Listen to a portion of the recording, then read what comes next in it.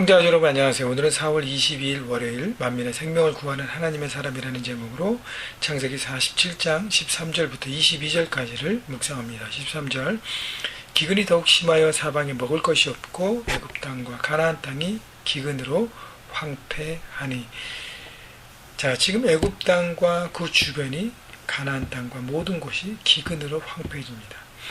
이 기근이 한 해, 두 해, 세 해 지나면서 이게 점점 가중되는 것이죠. 첫 해는 그 전에 그래도 있던 것이 있기 때문에 그걸로 서바이벌 합니다. 그러나 시간이 지날수록 아무런 인컴이 없고 계속 스팸만 하니까 모든 것이 없어지잖아요.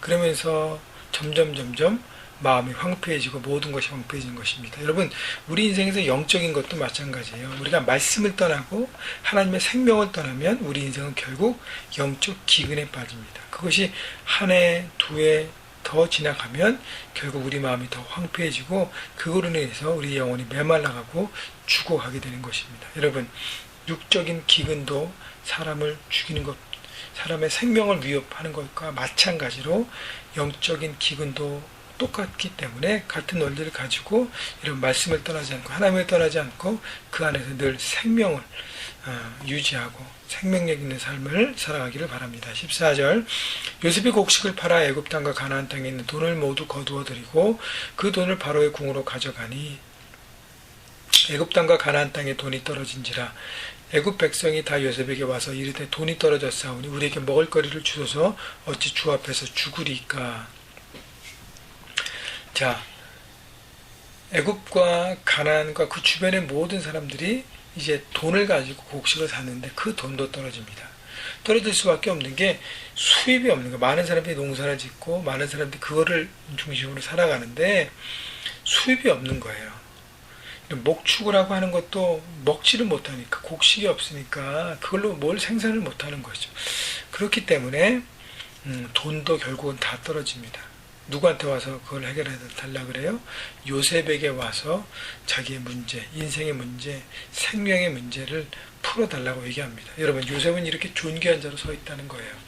가나안과 애굽 땅에 요셉만이 이 모든 문제를 해결할 수 있는 열쇠를 갖고 있는 하나님의 사람으로 서 있다는 것입니다. 여러분, 그렇기 때문에 요셉은 세상에서 영향력 있는 능력의 종으로 사용되고 있습니다. 하나님의 생명을 붙들고 하나님의 지혜로 준비했던 사람, 충성된 사람, 세상을 결국 다스리고 섬기는 역할을 감당합니다. 여러분, 우리가 세상이 영적으로 부패해지고 영적으로 무너지고 정말 영적 기근의 시대에 살고 있는데 우리가 하나님의 생명을 붙잡으면 우리가 세상에 소망을 줄 수 있는 것이죠. 그렇기 때문에 늘 하나님의 말씀 가운데 그 생명을 붙들고 세상에 소망을 주고 여러분 속해 있는 삶의 현장에 소망을 주는 여러분 모두가 되기를 바랍니다. 16절 요셉이 이르되 너희 가축을 내라 돈이 떨어졌은즉 내가 너희 가축과 바꾸어 주리라. 그들이 가축을 요셉에 끌고 온지라 요셉이 그 말과 양떼와 소떼와 나귀를 받고 그들에게 먹을 것을 주되 곧 모든 가축과 바꿔서 그 해 동안 먹을 것을 그들에게 주니라. 여러분, 가축으로 곡식을 물물 교환했다는 것이 요셉이 그래도 대가를 지불하게 하고 그 곡식을 팔았구나 생각할 수 있지만 여러분, 돈은 쌓아두면 되지만 가축은요, 내가 받으면 이 가축을 어떻게 해요? 내가 먹이지 않으면 이 가축은 정말 애물단지가 됩니다. 그렇기 때문에 요셉은 사람들의 생명을 살리기 위해서 그 부담감은 떠안은 것입니다. 그들의 가축, 여러분, 그래서 백성들도 가축이 있으면 뭐하니까 먹을 것이 없는데 본인들도 먹을 것이 없는데 동물들의 가축에게 주지 못하는 건 참 고생스러운 일이에요. 근데 그것을 요셉이 떠안고 그리고 백성들에게 곡식을 준 것입니다. 여러분, 생명을 살리기 위해 자기의 책임을 다하는 사람.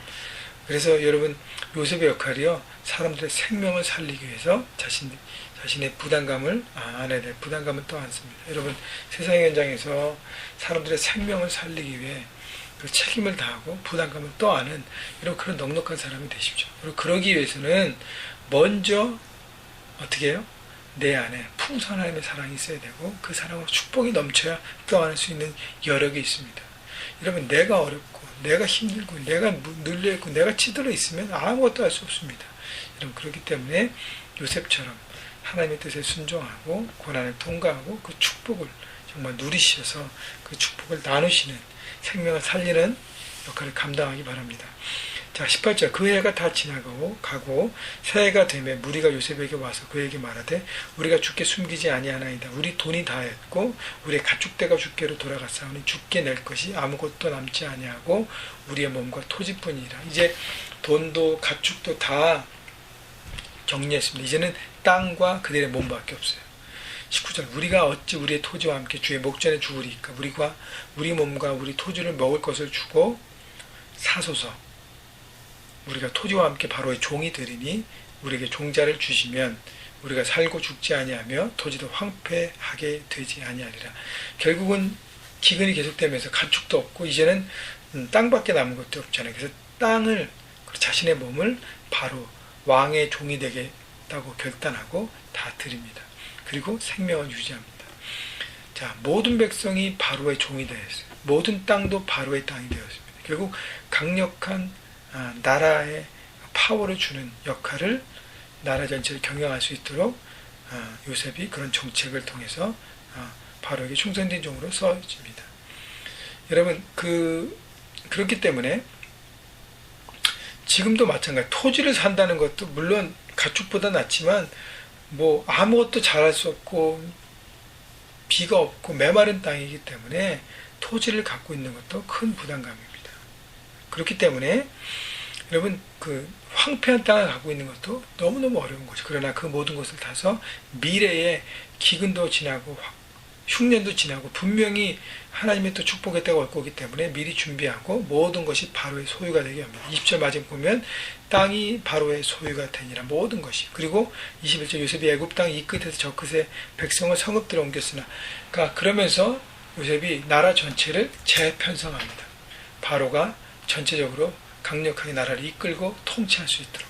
결국 요셉은 바로에게 충성된 종으로 서 있고 하나님의 충성된 종으로 맡은 일을 최선을 다해서 사람들의 생명을 살리는 일에 여러 가지 정책을 통해서 그렇게 합니다. 여러분, 하나님은 충성된 요셉을 사용하시고 축복의 통로의 역할을 감당하게 하신 것이죠. 그래서 인정받게 되고 존귀하게 되고 영향력을 발휘하게 되고, 그래서 그 땅에 없어서는 안 될 귀한 존재로 섰다는 것입니다. 여러분, 오늘 말씀을 정리하면서 나는 사람들의 생명을 살리는 인생인가, 아니면 나의 생명만 겨우 지키는 인생인가 돌아보십시오. 여러분, 위대한 존귀한 인생이 되기 위해서는 나의 인생만 겨우 지키는, 밥그릇만 지키는 인생이 되면 안 되겠습니다. 여러분, 우리가 열심히 일해서 인컴을 갖고 열심히 일해서 소득을 버는 이유도 겨우 우리만, 여러분, 그것을 벗어버리십시오.